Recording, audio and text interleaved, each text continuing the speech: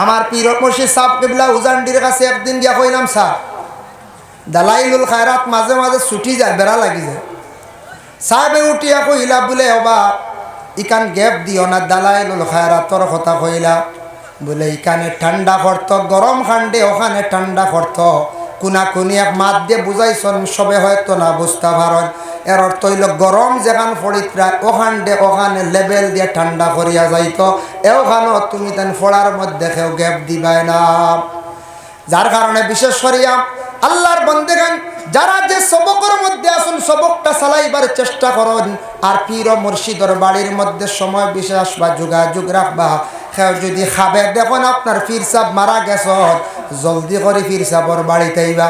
উজানটি সাহেব আখতা দেখছুন মরি গেছুন, সকালে উঠে ফল লাগাইবার আনি, সাহেব জিতা আসুন না ফল লাগাইবার আনি আপনারা খাবে দেখছুন। এখন খাবে তো গুয়াহাটি তো যাওয়া যায় না, দিল্লি তো যাওয়া যায়, তবে খাপ ফলে খাবে দেখছেন ফির মারা গেছেন। এর অর্থ থাকছে গিয়ে আপনার ফিরের সবক আপনি চালাইত্রা না, আপনার সবক মরি গেছে গিয়া। আর যদি দেখেন আপনার পীর জিন্দা আসন, খাবে দেখছেন, অতএব বা বিশেষ করিয়া পীর সাহেব আপনার খাবে দেখছেন, আপনার বাড়িতে আইসন, বালাইটার তাবির আপনি ফিরের কাছে যান, খাবের কথা তুলিয়া ধরেন। আপনার পীর সাহেবর দোয়া আপনার উপরে আছে, যার জন্য সময় বিশেষ আপনারা যে সাহেবর কাছে বয়ত হয়েছেন, ফিরর সবক চালাক বন্ধ হয়ে গেলে চালাইবার চেষ্টা করবা। নতুবা বিশেষ করিয়া আপনার ফিরর কাছে পরামর্শ লক্ষ্য অমুক সবক চলের না তেন বদলাইয়া হয়তো দিতে পারেন। নতুবা বিশেষ করিয়া সবক তাম্মা হয়ে গেছে, পুরো হয়ে গেছে, আপনি সবক ডুলাইন, আপনি সবকটা ডুলাইবার লাগে চেষ্টা করেন।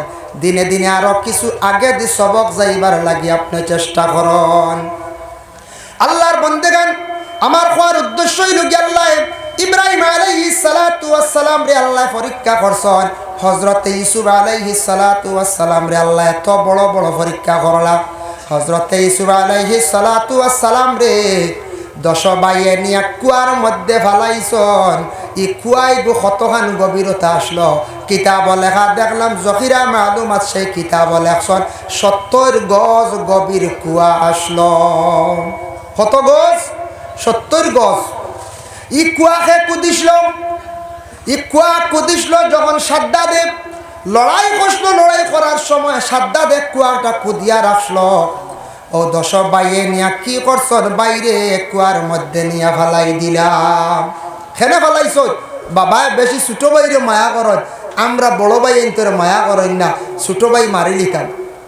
বাবা কিতাব দেখিয়া দুঃখ লাগছে, যাই সময় কুয়ার মধ্যে ফালাইতে সময় একবারে ইট্টা মারি ফালাইছুন না, কিতাব লেখা ইট্টা মারি ফালাইছুন না, তারা রশির সিস্টেম করিয়া তারা ইউসুফ নবীর কুয়ার মধ্যে ফালাইছে। ও সময় শরীর তাকি তারা কাপড় খুলে ইউসুফ নবী খান দিয়া কইলা, ও ভাইয়ান তোমরা আমারে কুয়ার মধ্যে ফালাইতে রে। ও ভাইয়ান ঠিক আছে, তবে আমারে পর্দার হালত খান্তা রাখো, তোমরা আমারে উলঙ্গ অবস্থায় তোমরা আমারে পানির মধ্যে ফালাইও না, কুয়ার মধ্যে ফালাইও না রে ভাই। বলে না না, তোমারে ফালাইতে হইলে ই অবস্থায় ফালাইতে লাগবো, তোমার কাপড় কুলিয়া রাখতে লাগবো। তারা শরীরের কাপড় কুলিয়া বাইয়ান টেনি লাগিয়া উলঙ্গ অবস্থায় ইউসুফ নবীরে কুয়ার মধ্যে ফালাইলাম। যখন ছাড়ার লগে লগে কুয়ার মধ্যখানে একটা তবকা আছে, মানে সুরঙ্গ আছে, জেলা কয়লা কাটন মেঘালয় আমরা বাইয়ানতে কইতে পারবা। মধ্যখানত ওলা কাটিং নিচে দিয়ে কাটিং করিয়া ফাতারে ফাটিয়া যায়নি না ওলা সিস্টেম। হজরতে ইউসুফ আলাইহিস সালাতু ওয়াস সালাম রে আল্লাহ জিব্রাইল দে ফাটাইলা, ও জিব্রাইল তুমি জান্নাত থেকে একটা পোশাক লইয়া যাও। হোক সুবহানাল্লাহ। ও জিব্রাইল জান্নাত থেকে একটা তুমি পোশাক নিয়ে যাও, আর সেই পোশাক নিয়ে আমার ইউসুফের গায়ের মধ্যে লাগাও, আর আমার ইউসুফ রে তুমি কি করো, তুমি হেফাজত করো। আল্লাহর বন্দেগান হযরতে ইউসুফ আলাইহিস সালাতু ওয়াস সালাম তারা ধারণা করছে কুয়ার নিচে গেছন গিয়া মধ্যখান জিব্রাইল ইউসুফ রে মানে খুলে লই লিলা। সুবহানাল্লাহ। আল্লাহর কি এত দয়া মায়া। হযরতে ইউসুফ নবীরে হযরতে জিব্রাইলে যখন মুআল্লাক অবস্থায় রাখছেন, বনিজর মধ্যে কাফেলার মধ্যে একজন ব্যক্তি যারা পাইলা, এর মধ্যে একজন ব্যক্তি নিয়ে মিশরের আজিজ বাদশার কাছে 22 দিরহম টাকার মধ্যে বিক্রি করিলাইল। মিশরের বাদশা লালন পালন করলাম। পরবর্তীতে জুলাইখার জাপটের মধ্যে পড়লাম। আবার জুলাইখা চক্রান্ত করিয়া হযরতে ইউসুফ নবীরে জেলখানার মধ্যে ঢুকাইল। 7 বছর পর্যন্ত তাই জেল খাটিলা। যদি কেউ হক পথে জেল খাটন দরজা বুলন্দ সাব কিবলা ফুলতলি রহমতুল্লাহি তাআলা আলাইহি বাংলাদেশের সরকারের একটি খতার অমান্য খসলা বলে সেটা আমার ইসলাম ধর্মে কখনো মানিয়া নেয় না। এটা আমি কখনো মানতাম পারতাম না। আমি যেহেতু মুসলমান, সরকারে যখন জেলের মধ্যে ঢুকাই দিল, জেল তাকি তাকি সাব কিবলা ফুলতলি মুনতাকাবু সিয়র একটা কিতাব তাই নিজে লেখছেন। সাব কিবলা ফুলতলি আল্লাহর ওয়ালি, বিখ্যাত ওয়ালি, উপমহাদেশের মধ্যে একজন চিহ্নিত ওয়ালি। যে ওলির বাড়িতে প্রতি বছর বাবা 15 জানুয়ারি বিরাট আকারে একটি সালে সব মহফিল আয়োজন হয়। যে সালে সব মহফিলের মধ্যে কয়েক লক্ষ মানুষের সমাগম হইয়া থাকে। যার জন্য আল্লাহর বন্দেগান হজরতে ইউসুফ নবী জেল খাটিছেন, সাব কিবলা ফুলতলিও জেল খাটিছেন। ওরে আল্লাহর বন্দেগান, সৎ পথে জেল খাটিলে মানুষের সম্মান মর্যাদা আল্লাহ জমিনের মধ্যে বাড়ায়, আর অসৎ পথে জেল খাটিলে মানুষের অবনতি হয়। কত সময় নিয়ে ইয়াল আর কেউ নাইনি আমার ঘরে হয়। যার জন্য বিশেষ করে আল্লাহর বন্দেগান মহফিলত জায়গা আছে, আপনারা ফিস সারা আগে দিয়ে আইয়কা। আমার কইতা গজলও কইলিম, আপনারা যদি বই আইয়কা। যার জন্য বিশেষ করিয়া মুহতারাম হাজির নেকারাম, আমার খোয়ার উদ্দেশ্য হইল বাবা জীবনে মানুষের উপর মুসিবত আয়, মুসিবত আওয়ার পরে আমরা সবর করার চেষ্টা করতাম। আর আল্লাহর বন্দেগান মানুষে আল্লাহ বিভিন্ন রকমের জমিনের মধ্যে পরীক্ষা করেন না। বড় বড় নবী ফ্লোরে আল্লাহ পরীক্ষা করছেন। আল্লাহ পাক রব্বুল আলামিনে দুনিয়ার জমিনের মধ্যে মানুষরে ওলা পরীক্ষা করেন। খেয়রের দন দিয়া পরীক্ষা করতে পারেন, খেয়রের জন দিয়া পরীক্ষা করতে পারেন, খেয়রে একবারে বিকারি বানাইয়া পরীক্ষা করতে পারেন। কোন মানুষের জমিনের মধ্যে আল্লাহ পাক রব্বুল আলামিনে বড় বাদশা বানাই আল্লাহ পরীক্ষা করতে পারেন, মানে ধনী বানাইতে পারেন পরীক্ষা। গরিবও দিয়েও পরীক্ষা করত, আওলাদ দিয়েও করত, না দিয়েও করত। এটা আল্লাহর পরীক্ষা। সব আল্লাহর লীলা খেলা, সব আল্লাহর লীলা। আল্লাহ সব কিছু চাইলে করতে পারে। হযরতে ইউসুফ জেল থেকে বাইর হইলাম, দরজা কতটুক বুলন্দ হইল দেখেন। হযরতে ইউসুফ আলাইহিস সালাতু ওয়াস সালাম রে আল্লাহর যাতে মিশরের খাদ্যমন্ত্রী সর্বশেষে বানাইলা। মিশরের খাদ্যমন্ত্রী বানাইছেন। এখন মন্ত্রী বাইনতে কুয়াত পালে কইছেন শেষ ধ্বংস। যে বাইনতে করছেন হিংসামে ই বাইনতে ধ্বংস করতে পারছেন না, বরং তাইন নিজে ধ্বংস হয়েছে। এর লাগে আমাদের কিছু বাইয়ালির মধ্যে হিংসা থাকে। কোন ফ্যামিলির দেখবা হয়তো বড় ভাই কিবা তো মাইজলা ভাই কিবা তো ছোট ভাই, বাইয়ে বাইর লাগি দেখবা খুব বেশি হিংসা করে। বাইরে জানিয়া রাখবা যে হিংসা করবা তার ধ্বংস হইবা, ক্ষতি হইব। হিংসা করা ভালো নাই। হিংসা করলে মানুষের আমল কি পরিমাণ নষ্ট হয়। জেলা আগুনের লাকড়ি জ্বালাইয়া আংরা করে, সেইভাবে মানুষের আমল ওলা একবারে জ্বলিয়া বরবাদ হয়ে যায়। এর লাগে আল্লাহকে আসতে হিংসা জিনিসটা সরাইতাম। ও হিংসা সরাল লাগিয়া আল্লাহর জিকির আমরা ভালো সুহবত যাইতাম। হযরত ইউসুফ আলাইহিস সালাতু ওয়াস সালামের বাইনতে একদিন গেলাম মিশরম। শুনছেন মিশরে একজন বাদশা শুনে বড় দয়ালু বাদশা, বড় রিলিফ বাটিত্রা দেশের মধ্যে বড় কহত সালে দেখা দিল, অভাবে দেখা দিল। সারা বাইন গেছ গিয়া কি করলা, রিলিফ আনাত গেছ। যত হোক রক্তর একটা টান। ইউসুফ নবীরে দেখছন খুব বেশি চাইছ। আর ইউসুফ আলাইহিস সালাতু ওয়াস সালামে সারা বাইন তোর বাই চাইয়া কইলা তুমি তান হইতা কি আইছো? বলে আমরা বহু দূর থেকে আইছি। হইতা কি আইছো? বলে কেনান তাকি আইছি। বলে আচ্ছা ঠিক আছে। বলে কেনান তাকি আইছো নি? বলে আজকে যেগুলা পাইছো লইয়া যাও, যদি ছাড়ি যায় প্রয়োজন হয় আবার তুমি তার নেওয়াত আসিও। বাইনতে রিলিফ লইয়া বাড়িত গেছন। যাওয়ার পরে বাবা ইয়াকুব রে গিয়া কইলাও বাবা মিশরের একজন বাদশা দেখিয়া বড় ভালো লাগছে, মিশরের বাদশা দেখিয়া বড় পছন্দ লাগছে। ও বাবা মিশরের বাদশাহ আমরারে অনেক কিছু মাল সামান দিছন, কিছু বাড়াইয়াও দিছন, আর কইছন ছাড়িলে আমরা বার যাইতাম। বলে মিশরের বাদশার নাম লইসলাইনি? বলে না, আমরা নাম জিজ্ঞাসা করছি না। বলে আবার যখন যাইবা বাদশার তুমি তার নাম লইয়াইও। খেয়াল করছো নিমা? নাম লিয়াইও। পরবর্তীতে আবার গেল বাইয়া, গিয়া আনলে ও সময় কইলা আমরা আব্বায় কইছন আপনার নাম কইতা? বলে আমার নাম তোমাদের আব্বারে গিয়া কইয়ে ইউসুফ। তোমার তানোর আব্বার নাম কিতা? বলে আমরার বাব্বার নাম হইল ইয়াকুব। তখন ইউসুফ ভাই এন্তরে পরিচয় দিছেন না, ধৈর্য ধারণ করছেন, সবর করছেন। এই মুহূর্তে যদি পরিচয় দেওয়ার যদি লাগি, তাহলে হয়তো আমার ভাইয়ান্তর অন্যরকম মেজাজ ঘুরি যাইতে পারে, যার কারণে যাক্কা গিয়ে আমার ভাইয়ার নিশ্চয় আহেরে হায়। ইসুফ এখান দিলা কইলা আমার বাবা অহনো পর্যন্ত জমিন জীবিত আছেন। আর ইয়াকুব এখান দিলে আল্লাহর দরবার হয়, আল্লাহ আমার ইসুফরে একটা বার আমার কুলে ঘুরাইয়া দিও। আল্লাহ পাক রব্বুল আলামিনের কি দয়া, বাইনতে গিয়া কইলা আব্বা এই মিশরের বাদশার নাম হইয়া থাকছে গিয়া ইউসুফ। সুবহানাল্লাহ। বাবা যেমনে শুনছেন, শোনা মাত্র খান্দন আরম্ভ করছেন, কইছেন দেও আওলাদ হল। আমার ধারণা, আমার বিশ্বাস, আমার ছেলে ইউসুফ এখনো পর্যন্ত জমিনও বাকি আছে। বাইনতে আস্তে আস্তে হাসিলা কইলা বাইরে কোন আমল কুয়াত ফালাইলাম, আর আজকে বাবায় কইত্রা বলে আবতান ছেলে বুঝি নখনো জমিনও জিন্দা আছেন। হযরতে ইয়াকুব আলাইহিস সালাতু ওয়াস সালামে আল্লাহর কাছে দোয়া করলা। এই দোয়াটা করার পরে আল্লাহ ইউসুফ আলাইহিস সালাতু ওয়াস সালাম তার ছেলেরে বাবার সঙ্গে মিলাইয়া দিছেন মুহররমের 10 তারিখ আশুরার দিন। সুবহানাল্লাহ। মুহররমের 10 তারিখ আশুরার দিন, কারণ সাধারণ দিন না।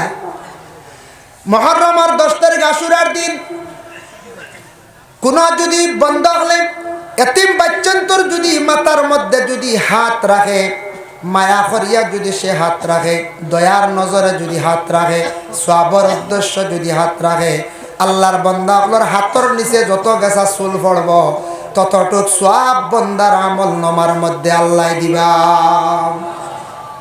লাগে আশুরার দিন মুহররমের 10 তারিখ এতিমগুলোর মাথা আতাইয়া দিবা, এতিমগুলোর মাথা আতাইয়া দিবা।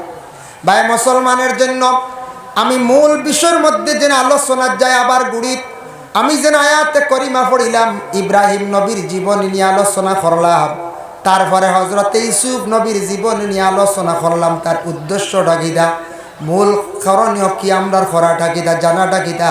কারণ ইয়া থাকছে কি আল্লাহ বড় বড় নবী হলরে পরীক্ষা করছেন। এর লাগি 1-2 জন নবীর জীবনী সামান্য আমি তুলিয়া ধরলাম। সারা হইলে প্রচুর সময় লাগবো। আমরা জানিয়া রাখতাম আমরা আখিরি জবানার নবীর উম্মত বলে আমাদের নবীরে আল্লাহ পরীক্ষা করছেন নি? বলে হ্যাঁ, আমরার নবীরে আল্লাহ বড় বড় আরো পরীক্ষা করছেন। পরীক্ষা না রাসূলুল্লাহর ছেলে সন্তান দুনিয়ার জমিন থেকে বিদায় হয়ে গেলা, এটা একটা পরীক্ষা না কোন যায়? নবীয়ে মেয়ে সন্তান জীবিত রইছেন, জিন্দা রইছেন, কিন্তু আল্লাহর রসুলে তান ছেলে সন্তান জমিন থেকে হারাই দিল, আল্লাহ নিলা গিয়া কত বড় দুঃখ নানি কোন যায়? জন্মর ঘরে তান বাবারে চক্কর দ্বারা তান নিজে দেখলা না, কত বড় মনে একটি দুঃখ। আল্লাহর রসুল রে আল্লাহ কত রকমের পরীক্ষা করছো, যার কারণে আল্লাহর বন্দেগান ইনু আমরা যত আইছি আজকে সাপ বাড়ি কত কত দুঃখ লই আইস। বাবা আপনি আপনার খেয়রের মন থাকতে পারে পরিবার নিয়ে কষ্ট করডা, আল্লাহর কাছে দোয়া করেন, সবর করেন। সবরের যাজা হইয়া থাকছে গিয়ে আলাদা। খেয়ে হয়তো অভাবের কারণে কষ্ট করডা, আপনি নমাজ পড়েন সঠিকভাবে, আল্লাহর কালাম কুরআন শরীফ বেশি করিয়া তিলাওয়াত করেন। তিলাওয়াত করলে আল্লাহ বড় কুশন রাজিল বন্দার প্রতি। যত সময় পর্যন্ত নবীজি ফরমায় কুরআন শরীফ তিলাওয়াতের মধ্যে আমার বন্ধ হল, তখন সে হালেকে জানিয়া রাখক আল্লাহর সঙ্গে কথাবার্তা করে। সুবহানাল্লাহ। কুরআন কেন আল্লাহর কালাম নানি, আল্লাহর ভাষা, আরবি ভাষা, আল্লাহর মাত। যত সময় কুরআন তিলাওয়াতের মধ্যে থাকবো বন্দা, তত সময় নবীজি কইত্রা সে মনে করক হালেকে আল্লাহর লগে মাথো আছে। সুবহানাল্লাহ। এর লাগে কোরআন শরীফের মধ্যে 5টা সূরা 6টা সূরা সম্পর্কে আমরার তরিকার বুজুর্গানে দিন হলে নসিহত করেন।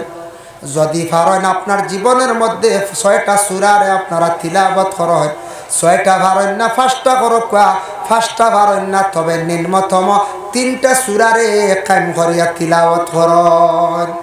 হাফিজ সাহেব যারা তাদের কোনো অসুবিধা নাই, পারবা। আলিম হলে কম বেশ পারবা। আমরা যারা সাধারণ মানুষ আছি বাবা, আমরা ব্যবসা বাণিজ্য করিয়া খাইয়ার, খেত কৃষি করিয়া আমরা খাইয়ার, গাড়ি চালাইয়া আমরা খাইয়ার, দিনের বেলা সারাদিন ব্যস্ততায় থাকি, আমরা সম্ভব নাই। কিন্তু সকাল আর বিকাল বেলা 2টা টাইমে আল্লাহর কালাম কোরআন শরীফ তিলাওয়াত করতে কোনো অসুবিধা নাই। এর জন্য সকালবেলা আপনারা যদি পারেন তাহলে সূরা ইয়াসিন শরীফ তিলাওয়াত করুন। সকালবেলা সূরা ইয়াসিন শরীফ সারায় তিলাওয়াত করুন। সূরা ইয়াসিন শরীফ একবার তিলাওয়াত করলে 10 কোরআন খতমের সওয়াব আল্লাহ দেয়। বুঝবাইতরা সূরা ইয়াসিন শরীফ হইল গিয়া কোরআনের কলব। কলব আমরার যারা কলব আছে, কোরআনের কলব হইল গিয়া সূরা ইয়াসিন। وقال النبي صلى الله عليه وسلم إن لكل شيء قلبا وقلب القرآن ياسين ومن قرأ ياسين كتب الله له بقراءتها قراءة القرآن 10 مرة أو كما قال عليه الصلاة والسلام। رسول الله ফরমান কোরআনের যারা কলব আছে তেমনি ভাবে তোমাদের যারা কলব আছে কোরআনের কলব হইল সূরা ইয়াসিন। যারা সূরা ইয়াসিন শরীফ একবার তিলাওয়াত করবা তাদের আমল নামার মধ্যে 10 কোরআন খতমের সওয়াব আল্লাহ দান করেন।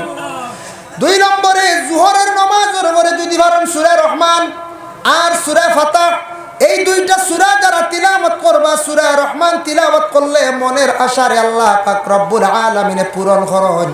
ও যুবক ভাইরা, জীবনে বহুত আপনার আশা আছে। আশা আছেন না যুবক ভাই? তো গাড়ি লইতায়, বাইক লইতায়, তবে বাইক লইলে রে ভাই বড় সাইলেন্সার এগুলো লাগাইও না, বুঝাইছেন? ওদের বড় সাইলেন্সার এগুলো লাগাইয়া বেশি আওয়াজ করে নেন। আল্লাহর দয়া গুতা লাগাইও না, খালি দোয়াই আল্লাহ। কিছু বাইন যুবক বাইনতে দেখছি বাইক চালান, খুব দ্রুত গতিতে চালান। ভাই আপনার লাইফ আছে, আপনার মূল্য আছে, আপনার জীবন রে আপনি মূল্য দেন। বাইক চালাইতায় নর্মালিটি চালাও, বাইক চালাইতায় মাথার সেই বেরাখন আপনি হেলমেট ব্যবহার করেন রে ভাই। যার জন্য আল্লাহর বান্দেগান বাইক চালাইতে সময় বড় ফাটা সাইলেন্সার গু লাগাইবা না। এগু লাগাইলে কিতা হয়, মানুষে বড় নিন্দা করেন। নিন্দা করেন নিনা না কোন যায় মানুষে বড় খারাপ পায়, কইবা খার ছেলে যার কি গু যায় রে এই বাই দিদি হইবেন না কোন যায়। আল্লাহকে ওয়াস্তে গুতা লাগাই না। জীবনের দ্বন্দ্বৌলতর দরকার আছে, টাকা পয়সার দরকার আছে, বাইরে আপনার জীবনে সূরা রহমান তিলাওয়াত করুন, মনের আশা আল্লাহ পূর্ণ করবা। 2 নম্বরে আয়াত আছে বাইরে সূরা ফাতহ যারা তিলাওয়াত করবা গায়ব থাকি আল্লাহ রিজিক মিলাইয়া দিবা। 3 নম্বরে আয়াত আছে গিয়া আসরের নামাজের পরে সূরা নাবা তিলাওয়াত করুন। আম্মা ইয়াতাসাআলুন যে সূরা যেটা আছে ওটা তিলাওয়াত করুন। এটা যত বেশি করিয়া তিলাওয়াত করবা, যদি পারেন আসরের পরে একবার আপনি তিলাওয়াত করেন, এই সূরাটা তিলাওয়াত করলে হাসরের কবরের ভয়াবহতা আপনার দিলের মধ্যে আইব। দিল মানুষের কি হইব বলে নরম হইব। সুবহানাল্লাহ। আরেকটা ফজিলত দেখলাম, খের রাত ঘুমায় না, মাথায় যন্ত্রণা করে, এরা রাত্রিবেলা ঘুমাইবার সময় আম্মা ইয়াতাসা সূরা যদি দায়েম করিলেন, তিলাওয়াত করা যদি আর আমল যদি করিলেন, মানুষের জলদি জলদি ঘুমাইব, মাথা ঠান্ডা হইব। মাগরিবের পরে সূরা ওয়াকিয়া তিলাওয়াত করবা। সূরা ওয়াকিয়া তিলাওয়াত করলে আল্লাহ বেশিমার রিজিক আতা করেন। আর এশার নামাজের পরে সূরা মুলক তারে তিলাওয়াত করবা। আর আমি আগে কইছিলাম সূরা মুজাম্মিল, সূরা মুজাম্মিল যদি পারেন আপনার জীবনে রাত্রিবেলা ঘুমাইবার সময় দায়েম করে তিলাওয়াত করবা। সূরা মুজাম্মিল তিলাওয়াত করলে নবীজিরে খাবে দেখা নসিব হইব।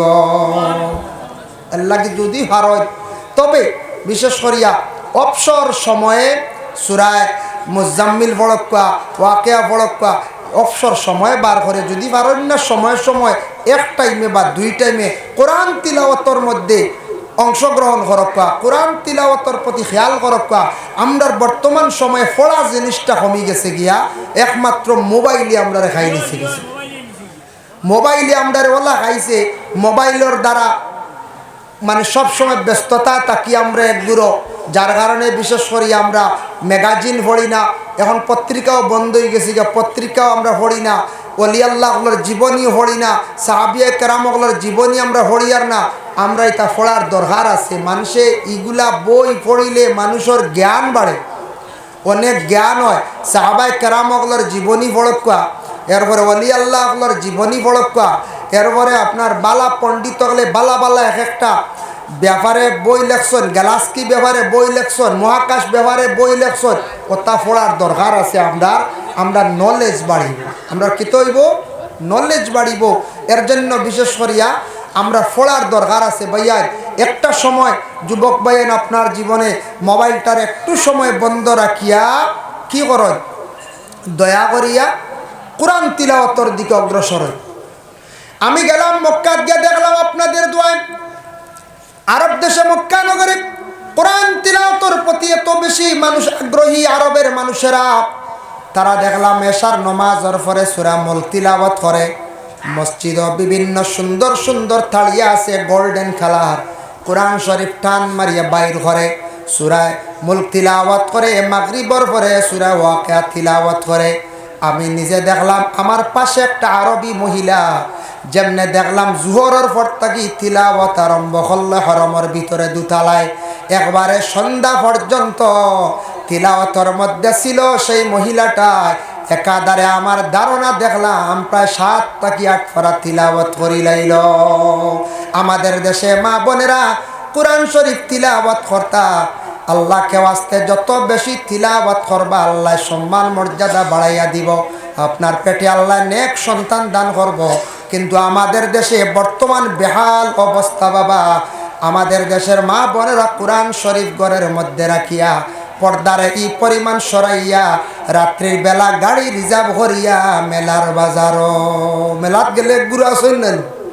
ইয়া আল্লাহ, এদিন এক মানুষে রিপোর্ট দিছে, কইছে বাপর বাড়িতে কি পয়সা আইছে, আইয়া বাপে পয়সা দিয়া কইতরা দামান বাড়িত নাই বেঙ্গালুর, আমি তোরা পয়সা দিছি আমার ফুড়ি ঘুরে বিয়া একবার মেলাত লইয়া যাইব। বুঝাইছে বাপে পয়সা ফাটে দিছ, ছোট বাচ্চা দিয়া কইতরা বিয়াই আমার ফুড়ি ঘুরে একবার মেলাত লইয়া যাইব। বুধবাইতরাই খানো গিয়ে আমরা পৌঁছেছি ফুড়ি মেলাত নেওয়ার বুঝা যার আরে আল্লাহ মনে হয় আজমির ইজমির যাইতরা কিনা কি যায় না মক্কাত লইয়া যাব। কি হালত, কি পর্যায়ে আমরা পৌঁছেছি। এর লাগে এটা আমরা শরম করা দরকার। আমরা লাগে আমরার মা বোন হল স্বামীর অসাক্ষাতে কোনো জায়গাত যাইতা না। আর ও যেন মেলা গানো যেন মেলাত যাকে শরিক হইতরা খালি গুণাগার হইতরা, খালি গুণাগার হইতরা। এক তো এটা আমরার লাগে বিলকুল নিষিদ্ধ। দ্বিতীয় নম্বর মহিলাগুলোর হায়া সরম উঠে, এটার তাকি অন্য জাতিরা আমরারে নিন্দা করেন না। অন্য জাতিরা কর ইসলাম ধর্ম শান্তির ধর্ম, ইসলাম ধর্ম পবিত্র ধর্ম। ইসলাম ধর্মের নারীরা তারা বড় আদর্শবান, ইসলাম ধর্মের নারীরা বড় পবিত্র হালতে থাকে, পর্দার হালতে থাকে। এখন তো আমাদের মা বোনদের যে হালত বেহালত অবস্থা, এগুলা দেখিয়া কোনোদিন আর ইসলাম ধর্মের নারীদের আর প্রশংসা করতো নাই। হইব বলে ইসলাম ধর্মের নারীরা বর্তমানে সমাজ নাই, বর্তমানে এরা শহরের মধ্যে এরা বাইরে গেছেন গিয়া।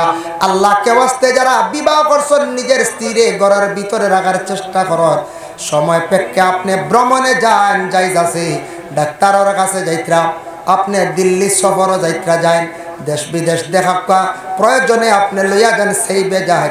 কিন্তু কিছু জিনিস আছে এইগুলার মধ্যে আমরা লাগি যাওয়া নিষিদ্ধ। দিনে রাইতে 24টা ঘন্টার ভিতরে যে কোনো সময়ে পীর মুর্শিদের সবকের উপর নির্ভরশীল তখন বাবা, গাড়িতে হোক হাঁটিয়া হোক আস্তাগফিরুল্লাহ যেটা আছে, তওবা যেটা আছে ওটা করার চেষ্টা করেন।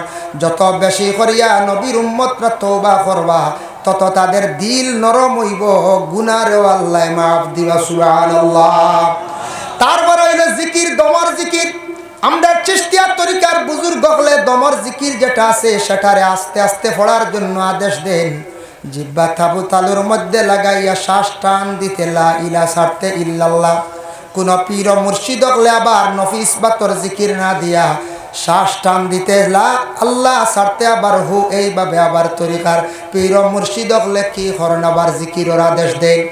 আল্লাহর জিকির এমন এক জিকির, যে জিকিরের দ্বারা মানুষের কল ফর্সা হয়, যে জিকিরের দ্বারা মানুষের দিলর জঙ্গার ছুটে, যে জিকিরের দ্বারা মানুষের হার্ট বড় মজবুত হয়, যে জিকিরের দ্বারা হিংসা বিদ্বেষ সম্পূর্ণ দূর হয়ে যায়, মানুষের দিলর যে কলবর যে বেমার যেটা আছে সেটা সরি যায়।